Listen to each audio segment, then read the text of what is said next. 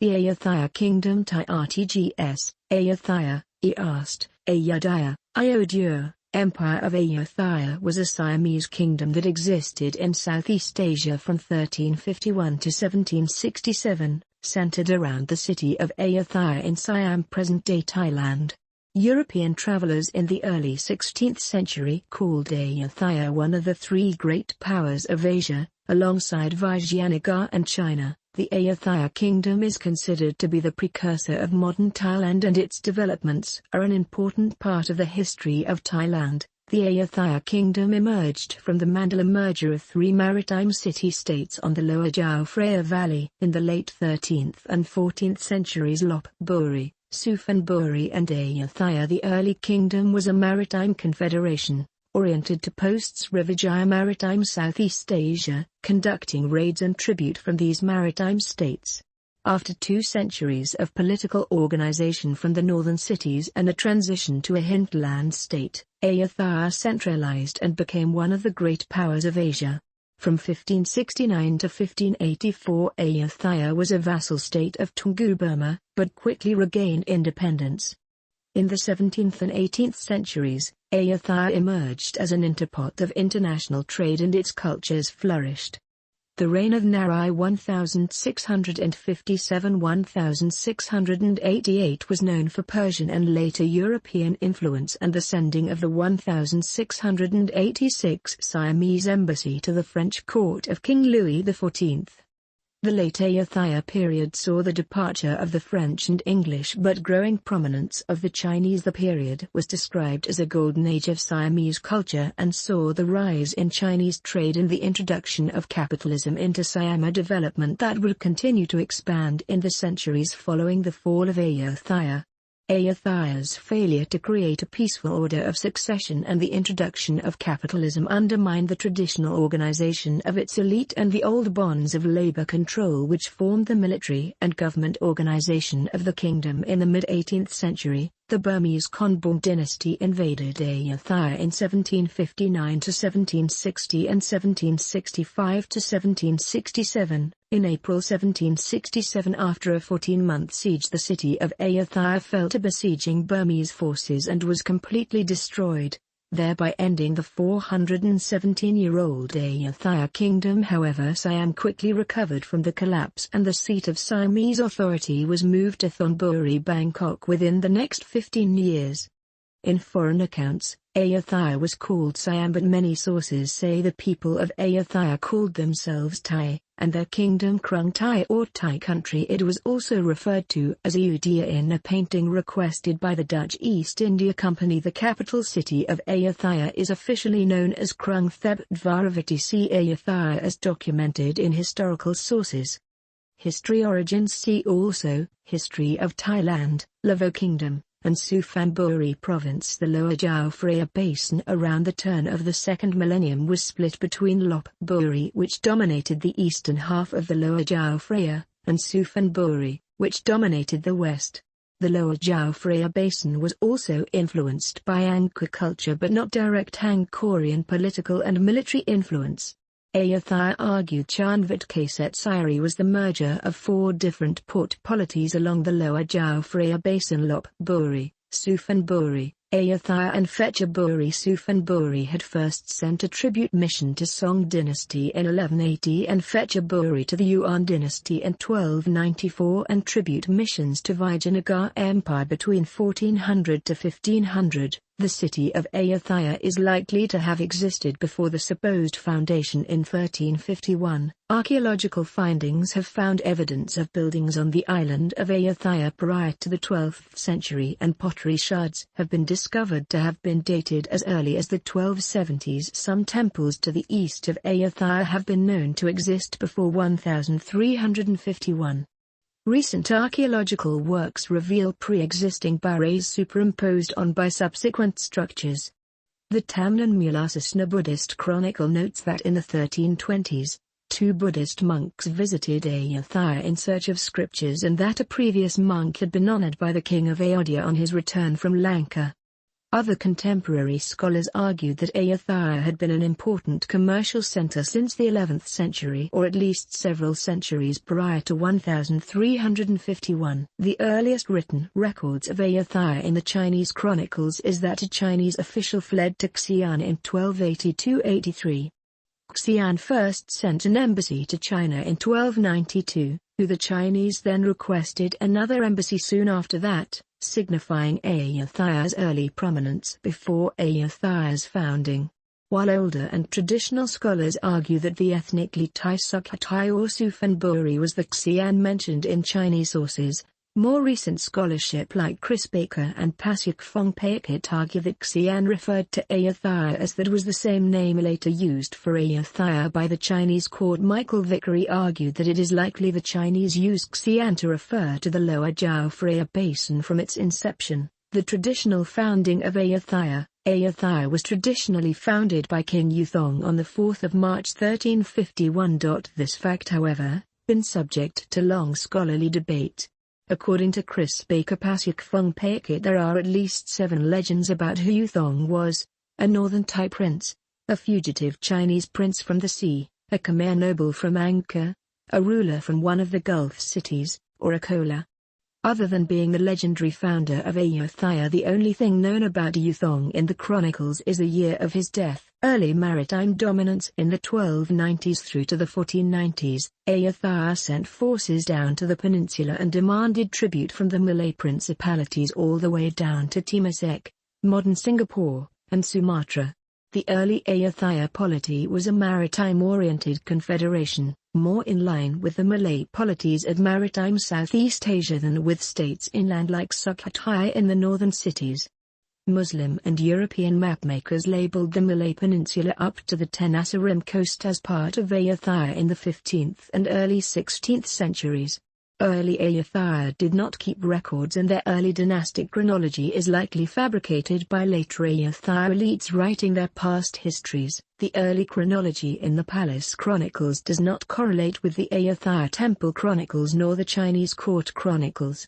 The integrity of the patchwork of cities of early Ayutthaya kingdom was maintained largely through familial connections under the Mandala system. King Yuzong had his son Prince Ramsuan, the ruler of Lopburi, his brother, the ruler of Praxariraka in modern Chainat province, and his brother-in-law, Kun Luang Pangwa, the ruler of Suphanburi.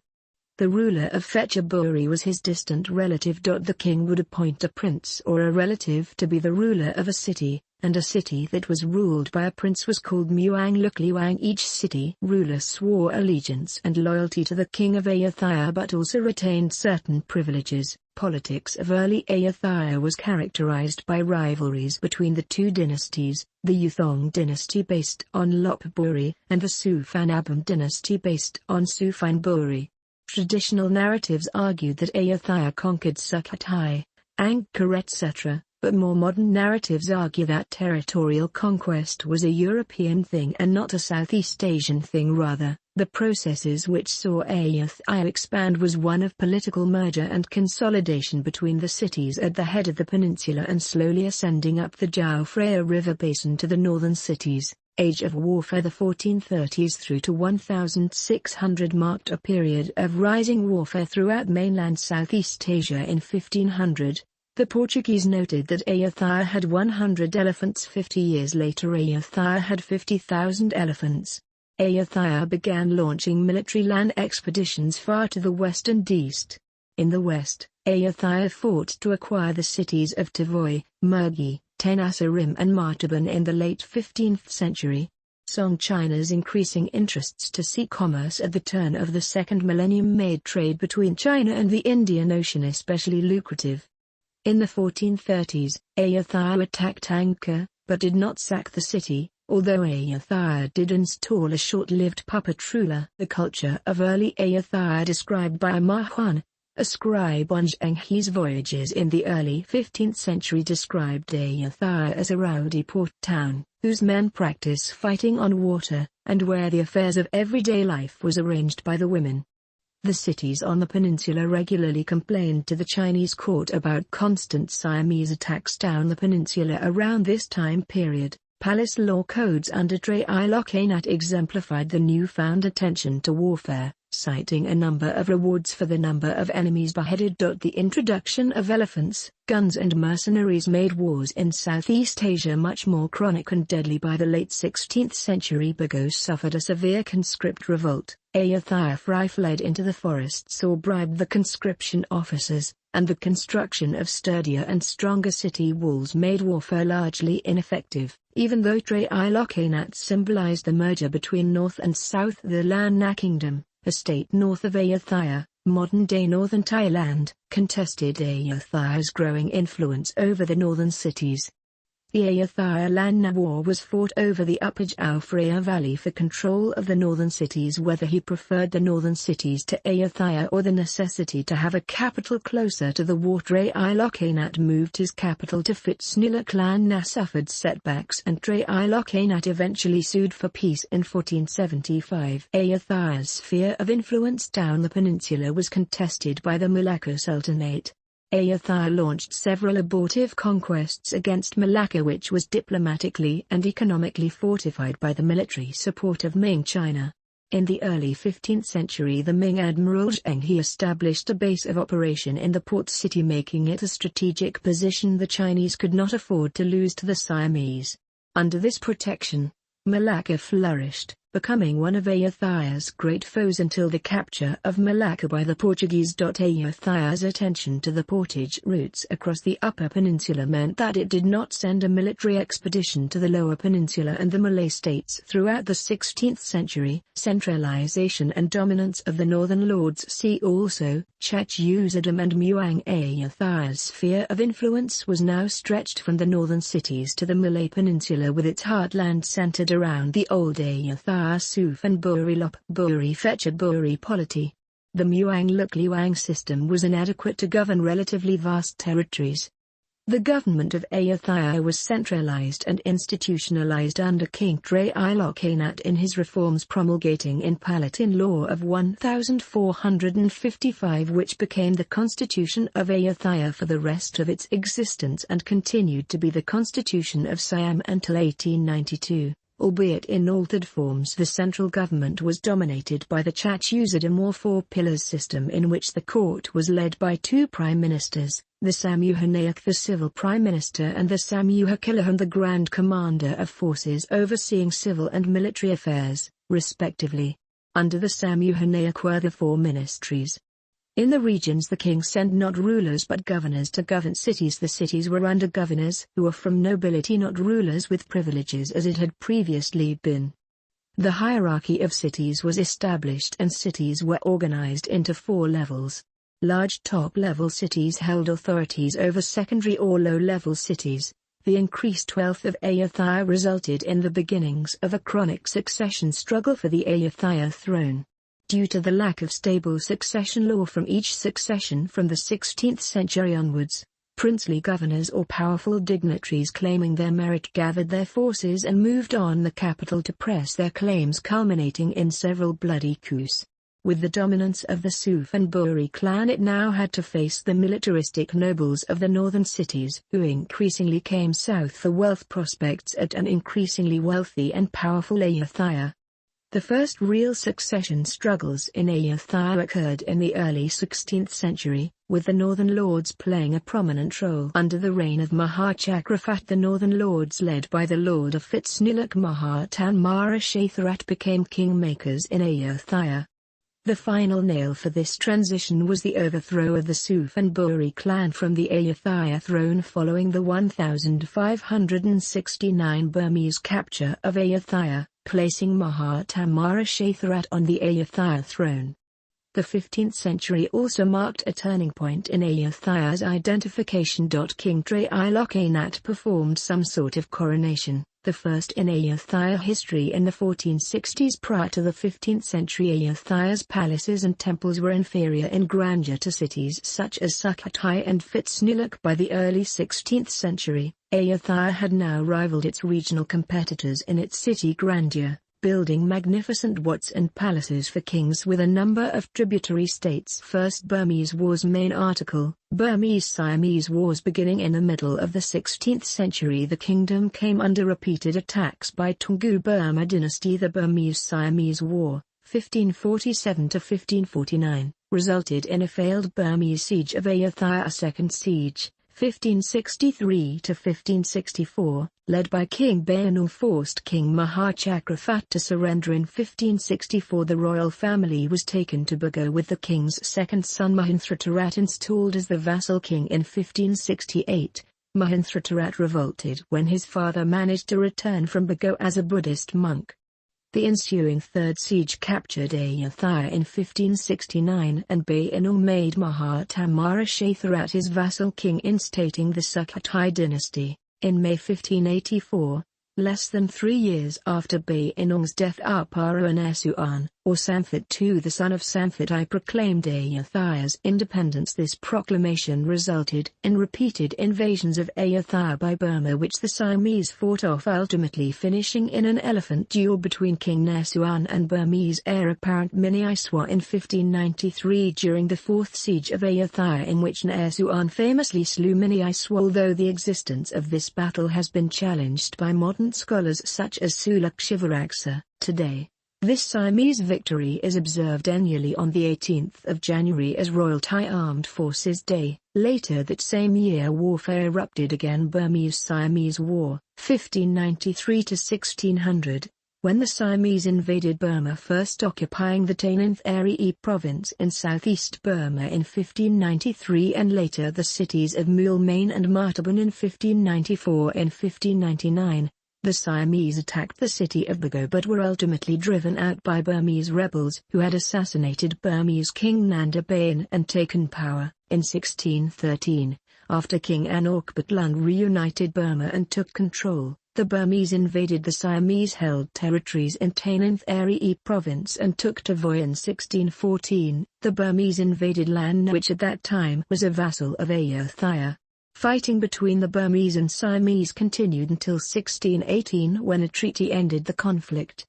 At that time, Burma had gained control of Lan Nand while Ayutthaya retained control of southern Tainanth area south of Tavoy. Peace and commerce. The cessation of warfare around 1600 gave way to a prolonged period of peace and commerce, beginning with the reign of Ayutthaya. The Portuguese and Dutch conquest of Malacca encouraged Asian traders to bypass Malacca by crossing the portage route mid-peninsula controlled by Ayutthaya. This was a period of the Great Asian Empires, Ottoman Empire, Safavid Empire, Mughal Empire, Ming, and Qing China, and Tokugawa Japan. Ayutthaya therefore became the lucrative middleman for trade between the global empires of the early modern world. Kings and nobles turned to hunting, trade and the competition for the throne with the ending of warfare. This period of Ayutthaya is also characterized by the emergence of mercantile absolutism, where the king had a virtual monopoly on all incomes into the kingdom, allowing the king to build new temples and palaces, sponsor ceremonies and enshroud the monarchy in ritual mysticism. The king had the power to appoint governors of cities in the inner Ayutthaya Muyang cities as well as appoint ministers in charge of the government. This, however, all made the target of the throne much more lucrative and rewarding than before. To be able to successfully put a target onto the throne would immensely reward its facilitators as much as the winner of the crown. The ability to appoint a front palace was effective in times of war but became a double-edged sword in regards to peace. Foreigners, due to their lack of connections within the kingdom, often became prominent officials within the Ayutthaya court during this period. Later Phitsanulok dynasty to early Prasat Thong dynasty in 1605, Naisuan died of illness while on campaign against a Burmese spillover conflict in the Shan region, leaving a greatly expanded Siamese kingdom to be ruled by his younger brother, Ayutthaya, Samphat III. Ayutthya's reign was marked with stability for Siam and its sphere of influence as well as increased foreign interactions, especially with the Dutch Republic, Portuguese Empire and Tokugawa Shogunate by way of the Red Seal ships, among others.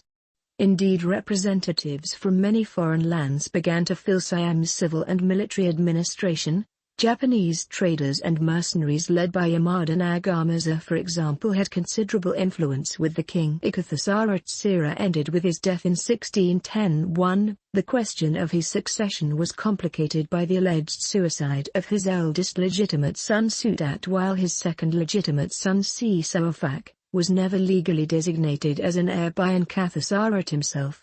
Nonetheless, Sisawafak succeeded to the throne against his late father's wishes, and led a short and ineffective reign in which he was kidnapped and held hostage by Japanese merchants, and later murdered.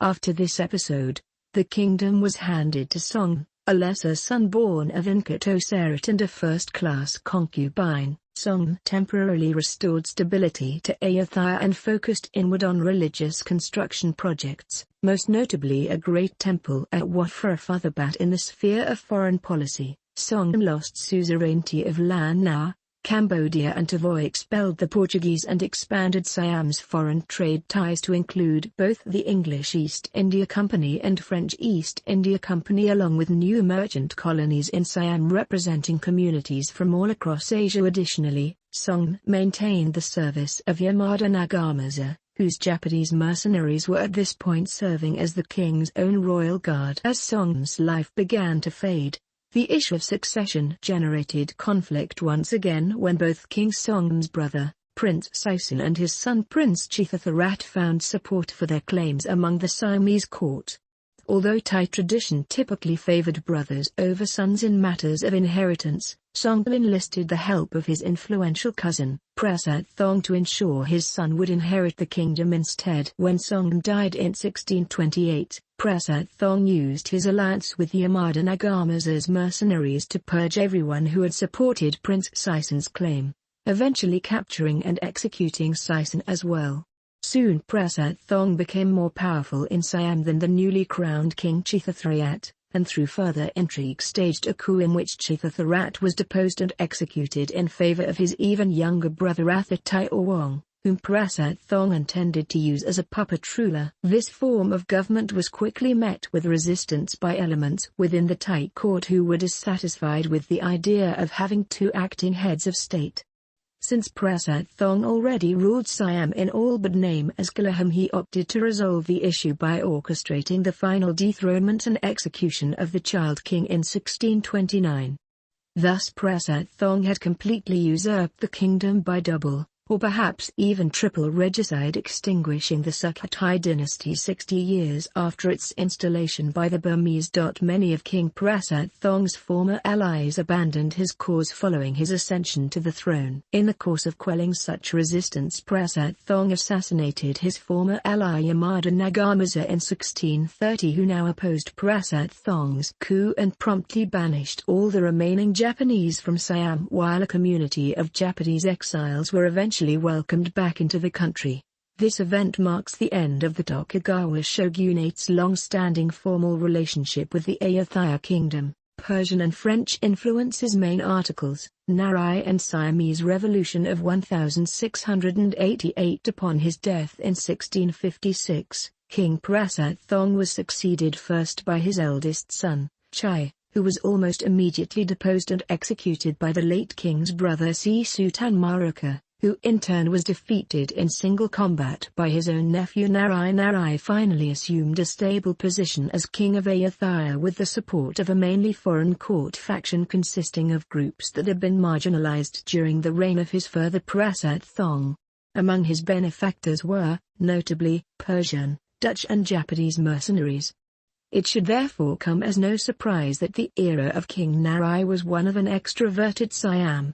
Foreign trade brought Ayutthaya not only luxury items but also new arms and weapons. In the mid-17th century, during King Narai's reign, Ayutthaya became very prosperous. In 1662, war between Burma and Ayutthaya, Burmese-Siamese War, 1662-64, erupted again when King Narai attempted to take advantage of unrest in Burma to seize control of Lanna. Fighting along the border between the two adversaries continued for 2 years, and at one time Narai seized Tavoy and Martaban. Ultimately, Narai and the Siamese ran out of supplies and returned home back within their border. While commercially thriving, Narai's reign was also socially tumultuous. Much of this can be attributed to three-way conflict between the Dutch, French, and English trading companies now operating in Siam at an unprecedented intensity due to Siam's role as a center of trade fostered by Narai. Of these competing foreign influences, Narai tended to favor relations with the French, wary of the growing Dutch and English colonial possessions in the South China Sea. Soon Narai began to welcome communities of French Jesuits into his court, and pursue closer relations with both France and the Vatican. Indeed, the many diplomatic missions conducted by Narai to such far-flung lands are some of the most celebrated accomplishments of his reign, as growing Catholic presence cemented itself in Siam and an unprecedented number of French forts were erected and garrisoned on land leased by Narai. A faction of native Siamese courtiers, Buddhist clergy and other non-Catholic and or non-French elements of Narai's court began to resent the favorable treatment French interests received under his reign. This hostile attitude was especially directed at Constantine Phorcon, a Catholic Greek adventurer and proponent of French influence who had climbed to the rank of Narai's prime minister and chief advisor of foreign affairs. Much of this turmoil was primarily religious, as the French Jesuits were openly attempting to convert Narai and the royal family to Catholicism. Narai was courted not just by Catholic conversion, but as well by proselytizing Muslim Persians, Chams and Makassars in his court, the later of which communities launched an unsuccessful revolt in 1686 to replace Narai with a Muslim puppet king. While members of the anti-foreign court faction were primarily concerned with Catholic influence, there is evidence to suggest that Narai was equally interested in Islam and had no desire to fully convert to either religion. Nonetheless, a dissatisfied faction now led by Narai's celebrated elephantry commander Phetrika, had long planned a coup to remove Narai when the king became seriously ill in May 1688. Phetrika and his accomplices had him arrested along with Phorcon and many members of the royal family, all of whom were put to death besides Narai, who died in captivity in July of that year. With the king and his heirs out of the way, Phetrika usurped the throne and officially crowned himself king of Ayutthaya on August 1. King Phetrika took Mergui back from French control almost immediately, and began the pivotal siege of Bangkok, which culminated in an official French retreat from Siam. Phetrika's reign, however, was not stable. Many of Phetrika's provincial governors refused to recognize his rule as legitimate, and rebellions by the late Narai's supporters persisted for many years. The most important change to Siam in the aftermath of the revolution was Phetrika's refusal to continue Narai's foreign embassies. King Phetrika opted instead to reverse much of Narai's decisions and closed Thailand to almost all forms of European interaction except with the Dutch. Late Ayutthaya period continued prosperity and increased Chinese connections despite the departure of most Europeans from Ayutthaya. Their economic presence in Ayutthaya was negligible in comparison to the Ayutthaya-China-Indian Ocean trade. Lieberman, later reinforced by Baker and Fong-Paekit, refutes the idea that Siam's alleged isolationism from global trade following the French and English departure in 1688 led to Ayutthaya's gradual decline, leading up to its destruction by the Burmese in 1767, stating, clearly, however, the late 1600s and especially the early 1700s inaugurated a period not of sustained decline but of Chinese-assisted economic vitality that would continue into the 19th century. Instead, the 18th century was arguably the Ayutthaya kingdom's most prosperous, particularly due to trade with King China. The growth of China's population in the late 17th–18th centuries alongside nationwide rice shortages and famines in southern China meant that China was eager to import rice from other nations, particularly from Ayutthaya. During the late Ayutthaya period 1688 to 1767, the Chinese population in Ayutthaya possibly tripled in size to 30,000 from 1680 to 1767. The Chinese played a pivotal role in stimulating Ayutthaya's economy in the last 100 years of the kingdom's existence and eventually played a pivotal role in Siam's quick recovery from the Burmese invasions of the 1760s, whose post-Ayutthaya monarchs Taksin and Rama I held close ties through royal blood and political connections to the Sino-Siamese community. Succession conflicts and corruption between 1600 and 1767. All but 2 royal successions were contested in a minute civil war in the capital. The throne became such a powerful and lucrative source of wealth during the 150 years of prosperity that many royals harbored ambitions to seize the throne. An Ayutthaya noble in the 18th century lamented that a large portion of court officials and able generals were killed in multiple succession struggles over the past 90 years. The last monarch Ayutthaya, alongside his brother Ayutthaya, undermined Prince Tamerthibet the Front Palace Uparaj and designated heir to his father King Buramakot by instigating or exposing his affair with 2 of his father's consorts. Prince Tamerthibet was executed for his alleged crimes. Corruption was rampant due to economic prosperity, and position buying and bribery for political offices became commonplace. Introduction of capitalism, rise of commoners, and proto-nationalism. The mass arrival of Chinese farming settlers to Siam in 18th century introduced capitalism to Siam. The past 150 years of growth encouraged Fry to flee the bonds of government control and become peasant farmers in the countryside to earn wealth. People fled the government Fry system in a variety of other ways, including entering the monkhood and fleeing into the wilderness.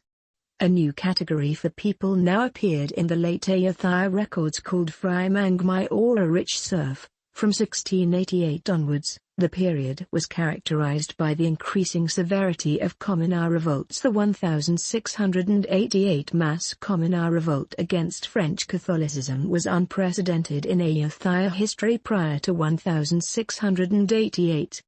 The revolts of 1688 also marked the beginning of a kind of proto-nationalism in which the concept of a proto-Siamese Buddhist nationality was formed. However, Ayutthaya kings only occasionally viewed themselves as the defender of the kingdom, people and Buddhism, which wouldn't be fully realized until the Thonburi and Bangkok regimes in response to the traumatic destruction of the Siamese state in 1767. Nobility and Buddhism. The 150 years of prosperity brought significant fortunes to the Ayutthaya elite. The Ayutthaya elite created theatre tropes and held elaborate celebrations, funeral ceremonies, and were awarded royal titles, all of which was previously privilege only to royalty. Kings and nobles now contested with one another for control of the decreasing pool of labor. Repeated Ayutthaya laws on improving the controls of labor highlighted the increasing failures of the elite to control the people. Nara as well leased the ports of Bangkok and Mergui to the French and had many French generals incorporated into his army to train it in Western strategy and supervise the construction of European-style forts. During this time, Nara abandoned the traditional capital of Ayutthaya for a new Jesuit-designed palace in Lop Buri.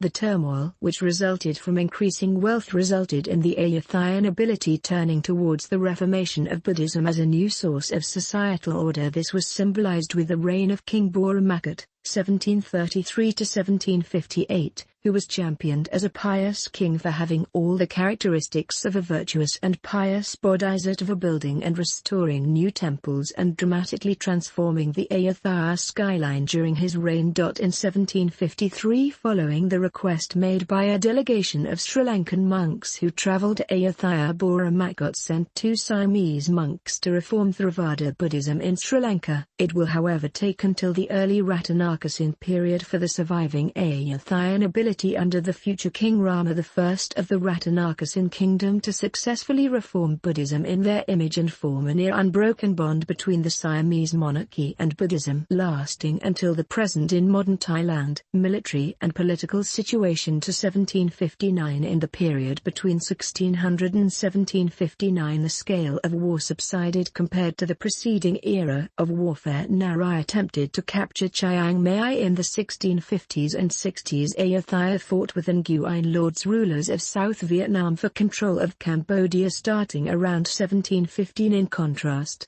the Ayutthaya kingdom and the restored Toungoo Burma overall generally engaged in harmonious relations with each other and traded an embassy with each other in the 17th century.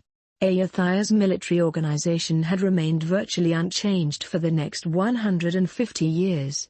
Ayutthaya still heavily relied on its mercenary forces. It had failed to create an elite military caste like the samurai of Japan or the Sikh Rajputs, perhaps due to Ayutthaya kings purposely undermining the creation of such an elite group of warriors that can significantly influence or challenge the throne. On the other hand, the city of Ayutthaya relied on the wet season monsoons, making the city impenetrable to a siege for 6 months a year. Ayutthaya had over time amassed a huge stockpile of large cannons and arms that amazed the Burmese when they opened the treasury of Ayutthaya in the sack of Ayutthaya in 1767. It however lacked the men to arm these weapons. With the failure of the Ayutthaya corvée system and increased economic incentives for freight to escape due to greater integration with the world's economy over the past 150 years of peace. Full main articles: Burmese-Siamese War 1759–1760 and Burmese-Siamese War 1765–1767. In the 1740s, the collapse of Taungoo Burma from a Lower Burma revolt created the new militaristic Kumbung regime of Upper Burma. By the mid-1750s they had successfully crushed the restored Hanthawaddy Kingdom of Lower Burma and reunified Burma. The first Burmese invasion in 1759–1760 from the newly ascendant Kumbung dynasty besieged Ayutthaya but failed to capture the city, but successfully took the Tenasserim port city of Tavoy, which Ayutthaya had recently took during the Burmese civil wars. In 1765, a combined 40,000-strong Burmese force invaded the territories of Ayutthaya from the north and west. Major outlying towns quickly capitulated and failed to reinforce Ayutthaya's forces in the capital, despite that a number of the inhabitants of the city of Ayutthaya, including its foreign community, fought bravely for a year and a half, which the Burmese chronicles note. After a 14-month siege, the city of Ayutthaya fell and was destroyed on the 7th of April 1767, although other dates are sometimes given. Ayutthaya's art treasures, the libraries containing its literature and the archives housing its historic records were almost totally destroyed, and the Burmese brought the Ayutthaya kingdom to ruin. Lieberman states that hundreds of thousands possibly died during the 1765–67 Burmese invasion. Many people were either forcibly taken by the Burmese or fled into the forests. Objects were hauled back to Burma. Whatever that wasn't movable was burned by Burmese soldiers. The fall of Ayutthaya was, paraphrasing historians Chris Baker and Pasyuk Phongpakit, a failure of defense, a failure of dealing with rising wealth. By 1767, Ayutthaya had become a prize that many kingdoms would have sought to acquire in an age where warfare was fought among kings. Then ethnic boundaries. A number of Siamese joined the Burmese in the sack of Ayutthaya, including the governor of Suphanburi. Ayutthaya nobles who were seized from Ayutthaya settled according to their stations at the court of Ava and settled in well, according to the Burmese chronicles. To paraphrase the words of historian Nyosi Wong, the kingdom fell even before the walls of Ayutthaya fell. Aftermath. Main article: Thaksin's reunification of Siam. Within weeks, most of the Burmese forces went back to Burma. The Burmese were also fighting a significant war with the Chinese since 1765, nearly seizing Ava while the Burmese were invading Ayutthaya. The sole Burmese garrison in Siam was at Phosamthan, outside of the former capital, composed of just a few thousand men. Even a significant number of them were withdrawn from Siam with the increasingly perilous situation in Burma. With most Burmese forces having withdrawn, the country was reduced to chaos. The government apparatus of the Ayutthaya kingdom within the capital was completely destroyed. Provinces proclaimed independence under generals, rogue monks, and members of the royal family. Ayutthaya, however, according to Lieberman, represented centuries of political and economic development that was hard to destroy. One general, Phra Thaksin, former governor of Tak and of Siamese Chinese descent, began the reunification effort. He gathered his forces and retook the ruined capital of Ayutthaya from the Burmese garrison at Phosamthan in June 1767, using his connections to the Chinese community to lend him significant resources and political support. He finally established a capital at Thonburi across the Chao Phraya from the present capital, Bangkok. Thaksin ascended the throne, becoming known as King Taksin or Taksin. By 1771 he reunited Siam with the exception of the cities of Mergui and Tenasserim and defeated all local warlords. The new conflict between Burma and Siam would last for another 50 years, depopulating large areas of Siam including the northern cities and Phitsanulok, the former second capital of Ayutthaya, and leaving some areas deserted as late as the 1880s. The palaces and temples that marked Ayutthaya as a royal capital was reduced to heaps of ruins and ashes. The city, described by a Danish visitor in 1779 to be a terrible spectacle totally buried in undergrowth and inhabited by elephants and tigers, was resettled quite soon after, with former Ayutthaya temples being used for festivals and celebrations following the sack. According to one historian, the post-Ayutthaya monarchs were the real demolishers of the former capital. They took apart most of the ruins that survived the Burmese sack for the construction of the new capital at Bangkok for symbolic and practical reasons. Bangkok was the successor of Ayutthaya in the eyes of the new Bangkok elite and therefore had to transfer its spiritual power through the reuse of its bricks to build Bangkok, while the prospect of future Burmese invasions meant that there was not enough time to build a capital via the traditional method during the early Rattanakosin Kingdom. Government kings. See also, List of monarchs of Thailand, Monarchy of Thailand and Apara. In its early maritime phase, Ayutthaya rulers were leaders of a port city. Ma Huan described the ruler of Ayutthaya in the 15th century as a ruler wearing gold-trimmed pants who rides on an elephant inspecting the city with one attendant, and a ruler who lives in a modest-looking residence. Their relationships to the other cities were a first among equals status. Early Ayutthaya rulers had to balance their interests alongside those of their city vassal states, and as Ayutthaya incorporated the northern cities and adapted their government functions in the 15th and 16th centuries, Ayutthaya rulers became more regal and assumed more power at the cost of their vassal cities. As the kings became richer through trade in the 17th century, they used their wealth to express their power, including the shrouding of the monarch in Angkorian and Brahmic rituals and symbolism. The kings of Ayutthaya from the 17th century onwards were absolute monarchs with semi-religious status. Their authority derived from the ideologies of Hinduism and Buddhism as well as from natural leadership. The king of Sukhothai was the inspiration of inscription 1 found in Sukhothai, which stated that King Ramkhameng would hear the petition of any subject who rang the bell at the palace gate. The king was thus considered as a father by his people. At Ayutthaya, however, the paternal aspects of kingship disappeared. The king was considered the Chakravat who through his adherence to the law made all the world revolve around him. According to Hindu tradition, the king is the avatar of Vishnu, destroyer of demons, who was born to be the defender of the people. The Buddhist belief in the king is as righteous ruler Dharmaraja who strictly follows the teaching of Gautama Buddha and aims at the well-being of his people. The king's official names were reflections of those religions, Hinduism and Buddhism. They were considered as the incarnation of various Hindu gods, Indra, Shiva or Vishnu. The coronation ceremony was directed by Brahmins, as the Hindu god Shiva was lord of the universe. However, according to the codes, the king had the ultimate duty as protector of the people and the annihilator of evil. According to Buddhism, the king was also believed to be a bodhisattva. One of the most important duties of the king was to build a temple or a Buddha statue as a symbol of prosperity and peace. For locals, another aspect of the kingship was also the analogy of the lord of the land or he who rules the earth. According to the court etiquette, a special language or royal language was used to communicate with or about royalty. In Ayutthaya, the king was said to grant control over land to his subjects from nobles to commoners. According to the Sakna or Sakdina system codified by King Bauramatra Ilokhanat 1448–1488, the Sakdina system was similar to, but not the same as, feudalism, under which the monarch does not own the land. While there is no concrete evidence that this land management system constituted a formal palace economy, the French François Timoleon de Choisy, who came to Ayutthaya in 1685, wrote that the king has absolute power. He is truly the god of the Siamese. No one dares to utter his name.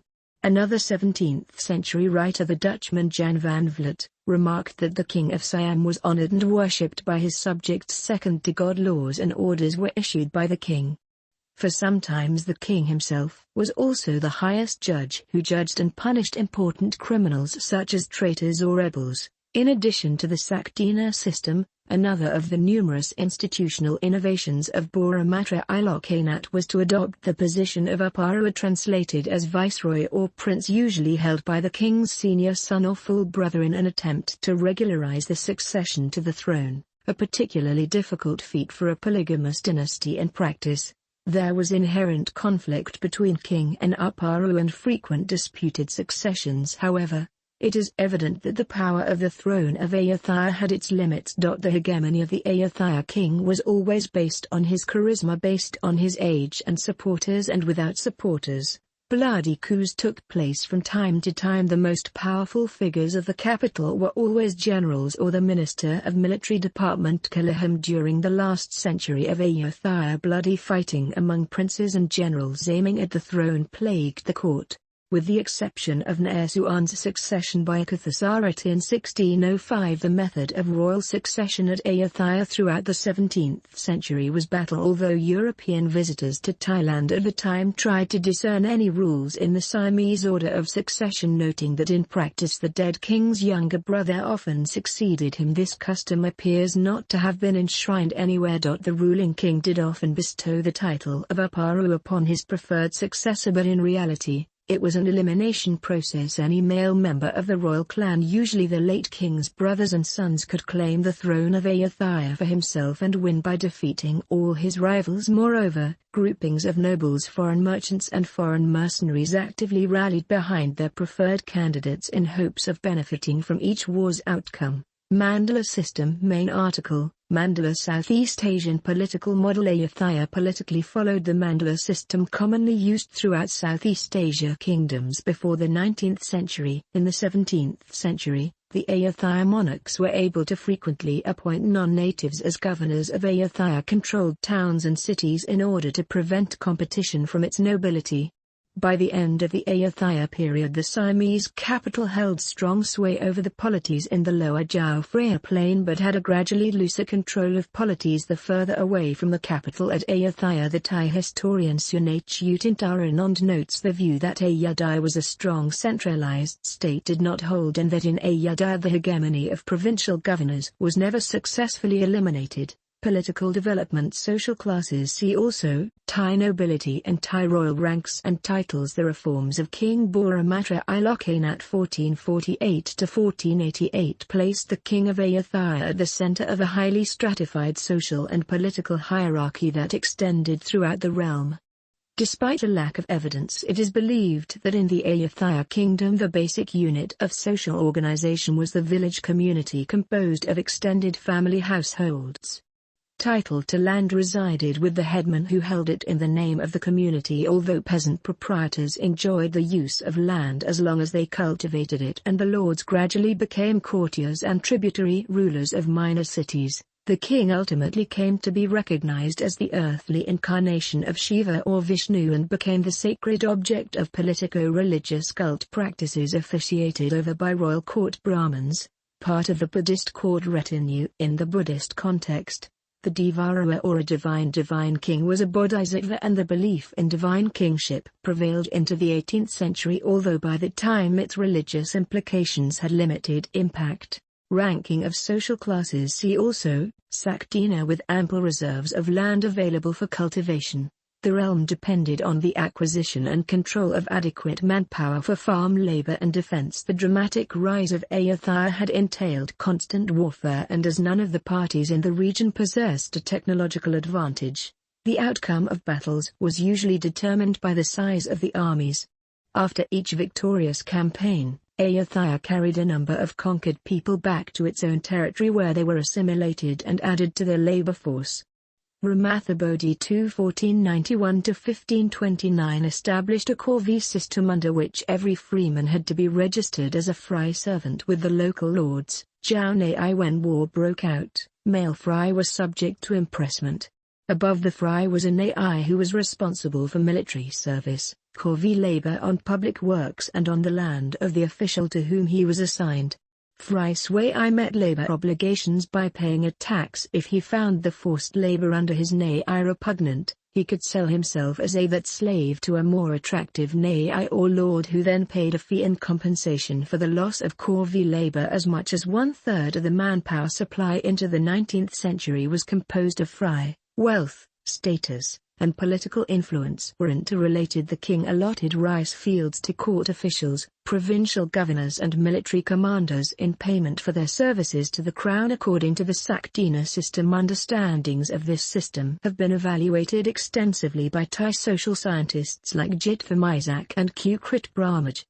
The size of each official's allotment was determined by the number of commoners or fry he could command to work at. The amount of manpower a particular headman or official could command determined his status relative to others in the hierarchy and his wealth at the apex of the hierarchy. The king, who was symbolically the realm's largest landholder, theoretically commanded the services of the largest number of fry, called fry liwang or royal servants, who paid taxes, served in the royal army and worked on crown lands. However, the recruitment of the armed forces depended on nai or manai, literally meaning lord officials who commanded their own fry. More subjects, these officials had to submit to the king's command when war broke out. Officials thus became the key figures in the kingdom's politics.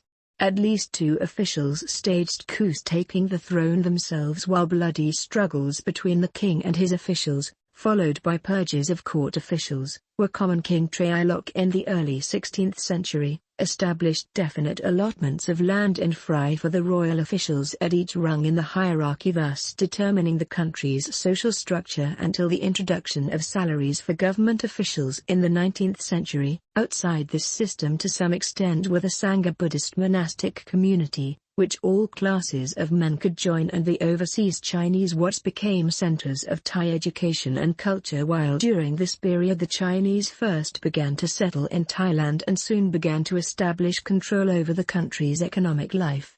The Chinese were not obliged to register for corvée duty, so they were free to move about the kingdom at will and engage in commerce. By the 16th century, the Chinese controlled Ayutthaya's internal trade and had found important places in civil and military service. Most of these men took Thai wives, as few women left China to accompany the men.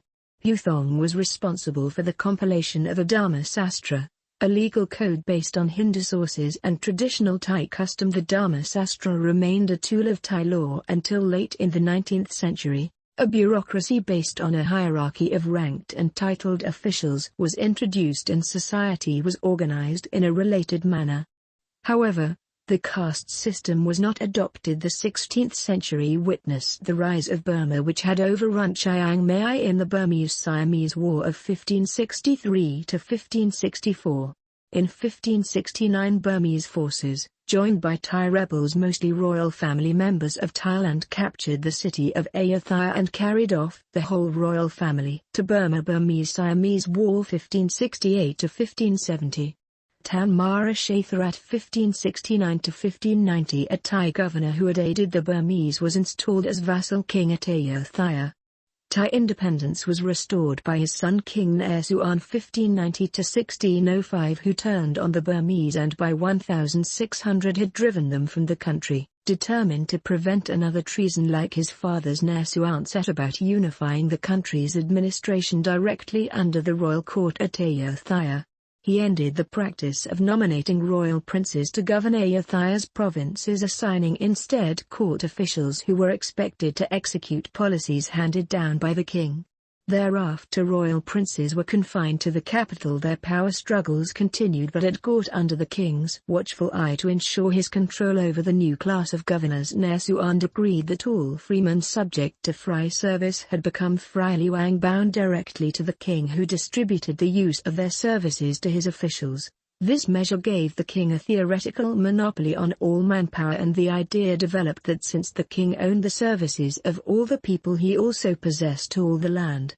Ministerial offices and governorships, and the saktina that went with them, were usually inherited positions dominated by a few families, often connected to the king by marriage. Indeed, Marriage was frequently used by Thai kings to cement alliances between themselves and powerful families, a custom prevailing through the 19th century. As a result of this policy, the king's wives usually numbered in the dozens. Even with Naseon's reforms, the effectiveness of the royal government over the next 150 years was unstable. Royal power outside the crown lands, in theory, absolute, was in practice limited by the laxity of the civil administration. The influence of central government and the king was not extensive beyond the capital. When war with the Burmese broke out in the late 18th century, provinces easily abandoned the capital as the enforcing troops were not easily rallied to defend the capital. The city of Ayutthaya could not stand against the Burmese aggressors. Military main articles, Military History of Thailand and History of the Thai Armed Forces before 1852. Ayutthaya's military was the origin of the Royal Thai Army. The army was organized into a small standing army of a few thousand which defended the capital and the palace,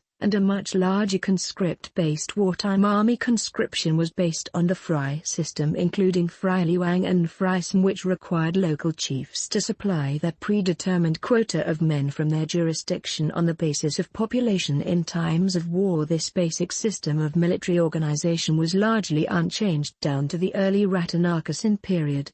The main weaponry of the infantry largely consisted of swords, spears and bow and arrows. The infantry units were supported by cavalry and elephantry corps. Territory, according to a French source, Ayutthaya in the 18th century included these principal cities: Martaban, Ligraunak, Sri Tanmarat, Tenasserim, Junksalon or Phuket Island, Singapore or Songkhla. Her tributaries were Patani, Pahang, Perak, Kedah, and Malacca. Particularly in the south, Ayutthaya's claims were often discredited or underplayed by the Malay sultanates, resulting in some number of military expeditions starting in the 17th and 18th centuries to subjugate querulous sultanates, most infamously with King Narai's military expedition to the Sultanate of Singapore in 1680. Culture and society. Population. For the entirety of the Ayutthaya kingdom's duration, it was largely managed by a society of a service nobility composed of a few thousand and serfs Fry composed of the rest of the population, comparable to the contemporary ancient regime in France or feudalism in the rest of Europe. The social ladder existed during times of war and, particularly during the late Ayutthaya period, of rich commoners challenging the societal status quo of the Ayutthaya kingdom as a result of commercial prosperity during the kingdom's last 150 years of peaceful existence. According to the historian Chris Baker, the Ayutthaya peasantry practiced commuter agriculturalism and largely lived in dense areas along the canals leading up to the city of Ayutthaya and other cities within the kingdom, producing homemade goods and textiles for the international market. Language. The Siamese, Thai, language was initially spoken only by the Ayutthaya elite, but gradually grew to transcend social classes and becoming widespread throughout the kingdom by the late Ayutthaya period 1688 to 1767. Although the Mon language was spoken among everyday people throughout the Chao Phraya Delta until as late as circa 1515, the Khmer language was an early prestige language of the Ayutthaya court, until it was supplanted by the Siamese language. However, it was still continually spoken by the ethnic Khmer community living in Ayutthaya. Many variants of Chinese were spoken, with the Chinese becoming a large minority in the kingdom during the late Ayutthaya period. Various minority languages spoken inside the kingdom included Malay, Persian, Japanese, Cham, Dutch, Portuguese, etc. Religion. Ayutthaya's main religion was Theravada Buddhism. However, many of the elements of the political and social system were incorporated from Hindu scriptures and were conducted by Brahmin priests.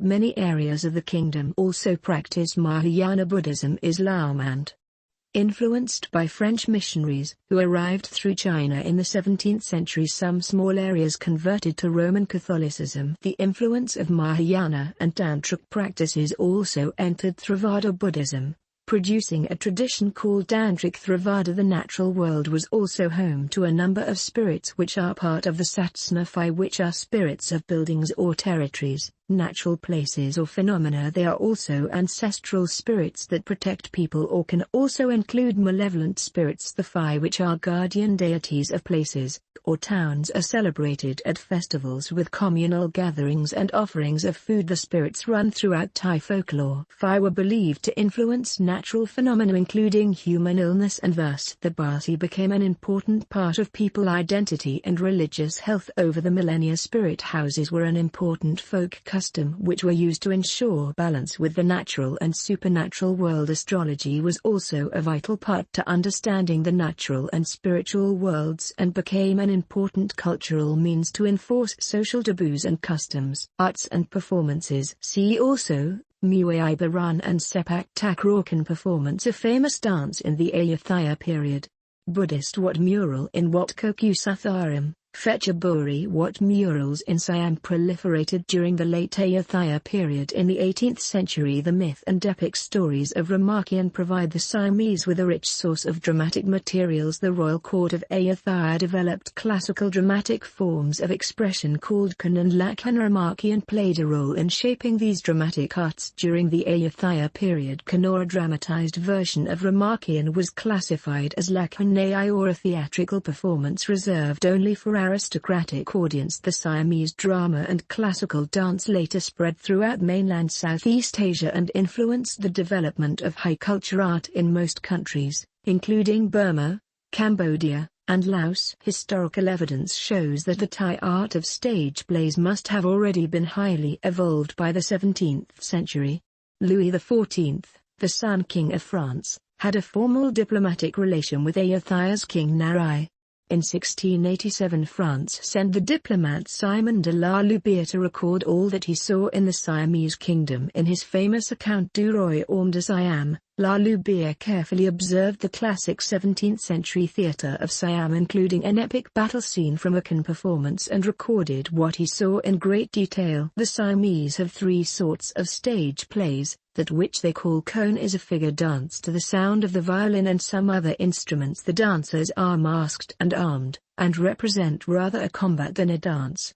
And though everyone runs into high motions and extravagant postures, they cease not continually to intermix some word. Most of their masks are hideous and represent either monstrous beasts or kinds of devils. The show, which they call Lakon, is a poem intermixed with epic and dramatic which lasts 3 days from 8 in the morning till 7 at night. They are histories in verse, serious and sung by several actors always present, and which do only sing reciprocally. The Rabam is a double dance of men and women which is not martial but gallant.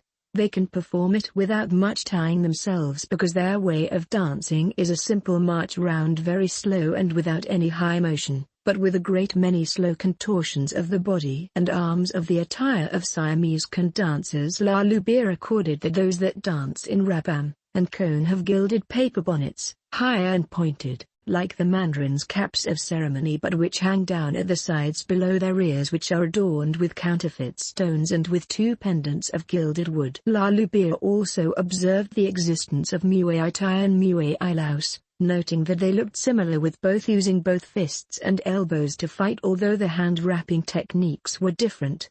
Muay Thai from the Ayutthaya period, better known as Muay Baran, would greatly influence the modern sport of Muay Thai. The accomplishment and influence of Thai art and culture, developed during the Ayutthaya period, on the neighboring countries, was evident in the observation of James Lowe, a British scholar on Southeast Asia. During the early Rattanakosin era, the Siamese have attained to a considerable degree of perfection in dramatic exhibitions, and are in this respect envied by their neighbors the Burmans, Laos, and Cambodians, who all employ Siamese actors when they can be got.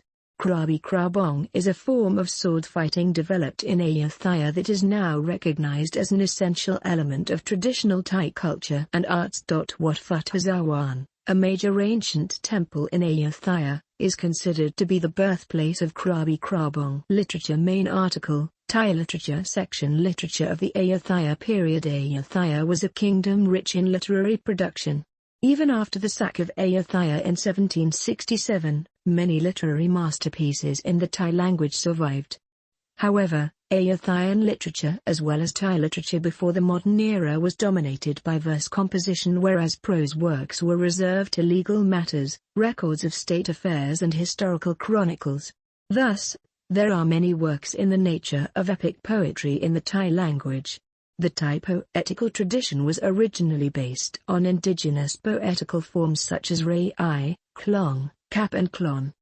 Some of these poetical forms, notably Klong, have been shared between the speakers of Thai languages since ancient time before the emergence of Siam Tamil influence on the Siamese language. See also Thai language and list of loanwords in Thai through Buddhist and Hindu influence. A variety of Chanda-prosodic meters were received via Ceylon. Since the Thai language is monosyllabic, a huge number of loanwords from Sanskrit, Tamil and Pali are needed to compose these classical Sanskrit meters.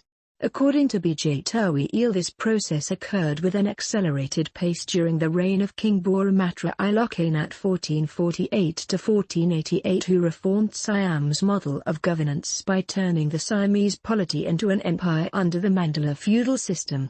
The new system demanded a new imperial language for the noble class. This literary influence changed the course of the Thai or Siamese language, setting it apart from other Thai languages, by increasing the number of Sanskrit and Pali words drastically and imposing the demand on the Thais to develop a writing system that preserves the orthography of Sanskrit words for literary purpose. By the 15th century, the Thai language had evolved into a distinctive medium along with a nascent literary identity of a new nation. It allowed Siamese poets to compose in different poetical styles and mood, from playful and humorous rhymed verses, to romantic and elegant Klong, and to polished and imperious chant prosodies modified from classical Sanskrit meters.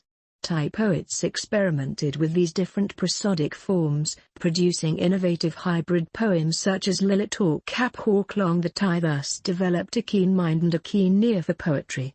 To maximize this new literary medium, however, an intensive classical education in Pali was required. This made poetry an exclusive occupation of the noble classes. However, Bijatawi notes, citing a 17th-century textbook Jindamani, that scribes and common Siamese men, too, were encouraged to learn basic Pali and Sanskrit for career advancement. Remarkian main article, Remarkian most countries in Southeast Asia share an Indianized culture. Traditionally, therefore, Thai literature was heavily influenced by the Indian culture and Buddhist Hindu ideology since the time it first appeared in the 13th century. Thailand's national epic is a version of the story of Rama Pandita, as recounted by Gautama Buddha in the Dasaratha Jataka, called the Remarkian, translated from Pali and rearranged into Siamese verses. The importance of the Ramayana epic in Thailand is due to the Thais' adoption of the Hindu religio-political ideology of kingship, as embodied by Rama. The Siamese capital, Ayutthaya, was named after the holy city of Ayodhya, the city of Rama. Thai kings of the current dynasty from Rama V forward, and retroactively, have been referred to as Rama. To the present-day relations with the West caused the crown to seek a brief name to convey royalty to both Thais and foreigners, following European styles. A number of versions of the Remarkian epic were lost in the destruction of Ayutthaya in 1767. 3 versions currently exist. One of these was prepared under the supervision and partly written by King Rama himself. His son, Rama II, rewrote some parts for Kandrama. The main differences from the original are an extended role for the monkey god Hanuman and the addition of a happy ending. Many of popular poems among the Thai nobles are also based on Indian stories. One of the most famous is Anirudh Kamchan, which is based on an ancient Indian story of Prince Aniruddha, Kanchang Kunphan. The Siamese epic folk poem main article, Kanchang Kunphan, modern performance of Sefer oral recitation of Thai poetry. In the Ayutthaya period, folktales also flourished. One of the most famous folktales is the story of Kanchang Kunphan, Thai, referred to in Thailand simply as Kunphan, which combines the elements of romantic comedy and heroic adventures, ending in a high tragedy. The epic of Kanchang Kunphan, KCKP, revolves around Kunphan, a Siamese general with superhuman magical powers who served the king of Ayutthaya, and his love triangle relationship between himself Kun Chang, and a beautiful Siamese girl named Wan Thong. The composition of KCKP, much like other orally transmitted epics, evolved over time. It originated as a recitation or sefer within the Thai oral tradition from around the beginning of the 17th century, circa 1600. Siamese troubadours and minstrels added more subplots and embellished scenes to the original storyline as time went on. 144, by the late period of the Ayutthaya kingdom, it had attained the current shape as a long work of epic poem with a length of about 20,000 lines, spanning 43 Samut Thai books. The version that exists today was composed with Klon meter throughout and is referred to in Thailand as Nthin Kam Klon, Thai, meaning a poetic tale. Architecture. See also, Architecture of Thailand and Thai temple art and architecture. The main prang of Wat Phut Hazawan, Ayutthaya. The Ayutthaya Buddhist temple falls into one of two broad categories, the stupa-style solid temple and the prang style. The prangs can also be found in various forms in Sukhothai, Lopburi, Bangkok, Wat Arun. Sizes may vary, but usually the prangs measure between 15 and 40 meters in height, and resemble a towering corn cob-like structure. Prangs essentially represent Mount Mu. In Thailand, Buddha relics were often housed in a vault in these structures, reflecting the belief that the Buddha is a most significant being, having attained enlightenment and having shown the path to enlightenment to others. Notable archaeological sites. See also, Phranak and see Ayutthaya, city, section. Notable cultural sites. Daily life. Clothing. See also, History of Thai clothing, section. Ayutthaya, and traditional Thai clothing. Thai traditional costumes in Bangkok National Museum. 3 clothing styles were evident in the Ayutthaya period. Each style depended on social class. 1. Court clothing, worn by the king, queen, concubines, and senior government officials. Men, the king wore mongkut, Thai, as headgear, round mandarin collar with grui and wachongpan, Thai, as trousers. Court officers, who served in the royal palace, wore lomphok, as headgear, krui, and wachongpan. Women. The queen wore chador, Thai, as headgear, sabai, Thai, a breast cloth that wrap over one shoulder around chest and back, and wore fanon, Thai, as a skirt. Concubines wore long hair, sabai, and fanon. 2. Nobles, rich citizens, men, wore mandarin collar shirt, a mahad Thai hairstyle, Thai, and wachongpan. Women, wore the sabai and fanon. 3. Villagers, men, wore a loincloth, displayed a naked chest, a mahad Thai hairstyle, sometimes wore sarong or chongpan. Women, wore the sabai and fanon. Economy. See also, Constantine Forcon, Maria Guiomar and Barn Hollander. The Thais never lacked a rich food supply. Peasants planted rice for their own consumption and to pay taxes. Whatever remained was used to support religious institutions. From the 13th to the 15th centuries, however, a transformation took place in Thai rice cultivation. In the highlands, where rainfall had to be supplemented by a system of irrigation to control water levels in flooded paddies, the Thais sowed the glutinous rice that is still the staple in the geographical regions of the north and northeast. But in the floodplain of the Chao Phraya, farmers turned to a different variety of rice, the so-called floating rice, a slender, non-glutinous grain introduced from Bengal, that would grow fast enough to keep pace with the rise of the water level in the lowland fields. The new strain grew easily and abundantly, producing a surplus that could be sold cheaply abroad.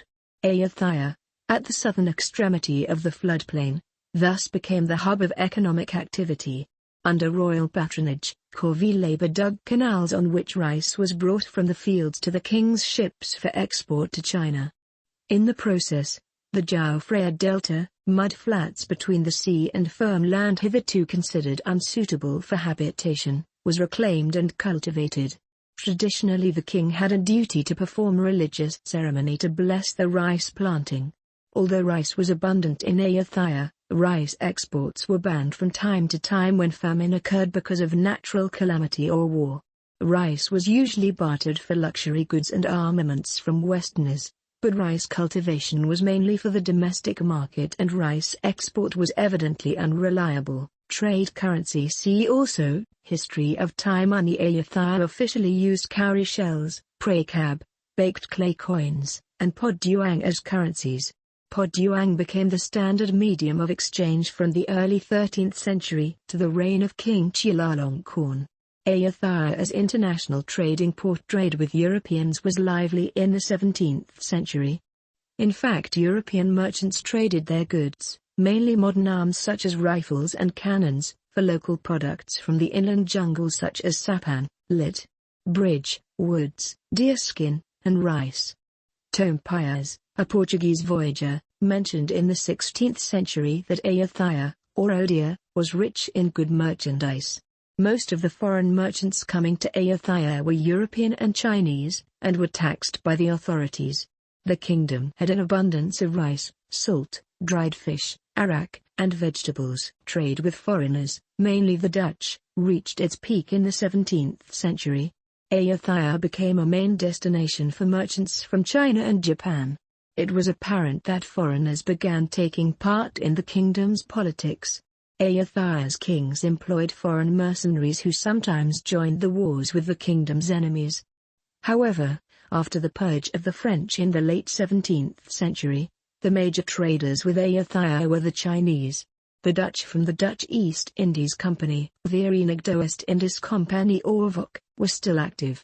Ayutthaya's economy declined rapidly in the 18th century, until the Burmese invasion caused the total collapse of Ayutthaya's economy in 1767. Contacts with the West. In 1511, immediately after having conquered Malacca, the Portuguese sent a diplomatic mission headed by Dati Fernandes to the court of King Ramathabodi II of Ayutthaya.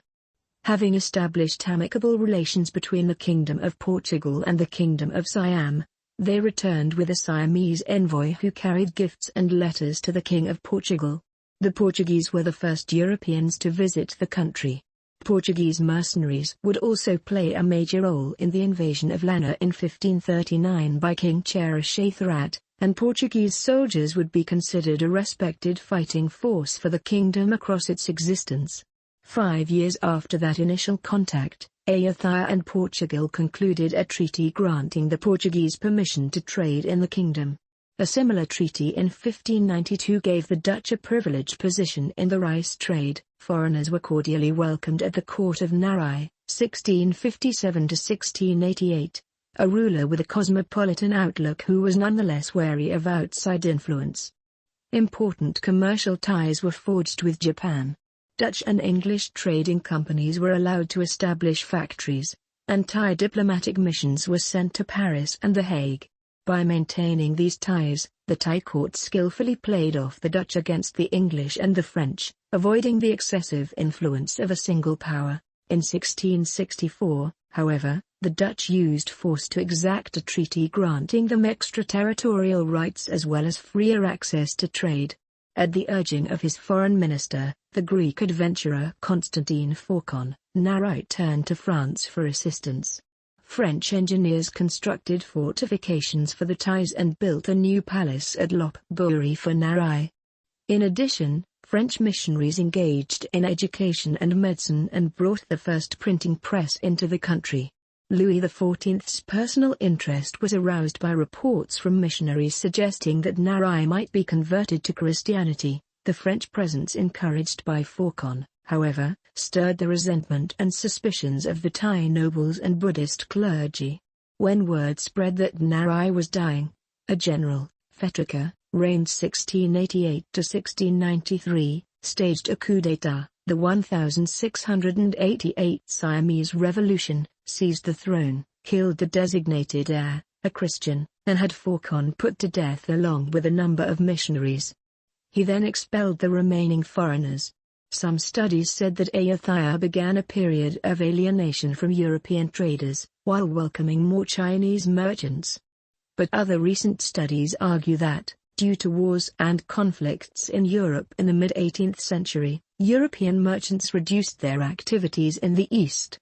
However, it was apparent that the Dutch East Indies Company Oorlog was still doing business in Ayutthaya despite political difficulties. Contacts with East Asia. See also, Zhenghe and Yamada Nagamasa. Between 1405 and 1433, the Chinese Ming dynasty sponsored a series of 7 naval expeditions. Emperor Yongle designed them to establish a Chinese presence, impose imperial control over trade, and impress foreign peoples in the Indian Ocean basin. He also might have wanted to extend the tributary system. It is believed that the Chinese fleet under Admiral Zhenghe traveled up the Jiao Phraya River to Ayutthaya on 3 occasions. Meanwhile, a Japanese colony was established in Ayutthaya. The colony was active in trade, particularly in the export of deer hides and saffron wood to Japan in exchange for Japanese silver and Japanese handicrafts, swords, lacquered boxes, high-quality paper. From Ayutthaya, Japan was interested in purchasing Chinese silks, as well as deer skins and ray or shark skins, used to make a sort of shagreen for Japanese sword handles and scabbards. The Japanese quarters of Ayutthaya were home to about 1,500 Japanese inhabitants, some estimates run as high as 7,000. The community was called Banyapunantai, and was headed by a Japanese chief nominated by Thai authorities. It seems to have been a combination of traders, Christian converts, Kirishitan, who had fled their home country to various Southeast Asian countries following the persecutions of Toyotomi Hideyoshi and Tokugawa Ieyasu, and unemployed former samurai who had been on the losing side at the Battle of Sekigahara. Padre Antonio Francisco Cardin recounted having administered the sacrament to around 400 Japanese Christians in 1627 in the Thai capital of Ayutthaya, a 400 Japos Christos. There were also Japanese communities in Liga and Paitani. Notable foreigners in 17th century Ayutthaya: Constantine Phorcon, Greek adventurer and first counselor of King Narai; François Timoleon de Choisy; Father Guy Daccard, French Jesuit writer and Siamese ambassador to France, 1688; Louis Lane, apostolic vicar of Siam; Claude de Fabin, French admiral; Yamada Nagamasa, a Japanese adventurer who became the ruler of the Nakhon Si Thammarat; George White, merchant; English merchant Jeremias van Vliet; Dutch Opperhoofd. Historiography: contemporary accounts of Ayutthaya. See also, Ayutthaya testimonies. The amount to which Ayutthaya texts were destroyed in the Burmese sack of 1767 varies greatly.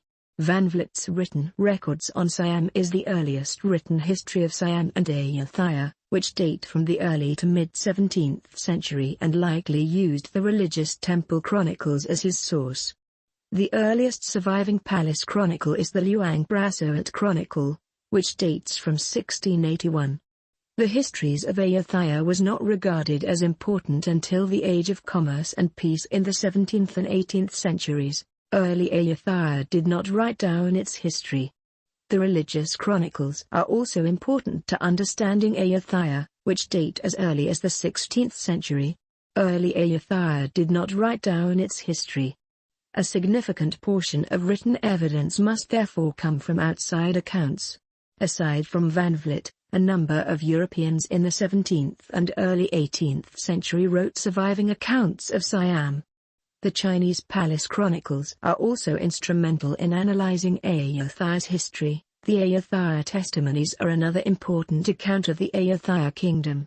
Based on the testimonies of the former inhabitants of the Ayutthaya kingdom and survived by 3 different documents, these accounts attests to the description of the city of Ayutthaya and the Ayutthaya kingdom prior to and during its fall in 1767. Post-Ayutthaya historiography. The history of the Ayutthaya kingdom overall has been a neglected period of historiography in Thailand, as well as abroad, characterized by well-researched and popular histories of sub-periods of Ayutthaya.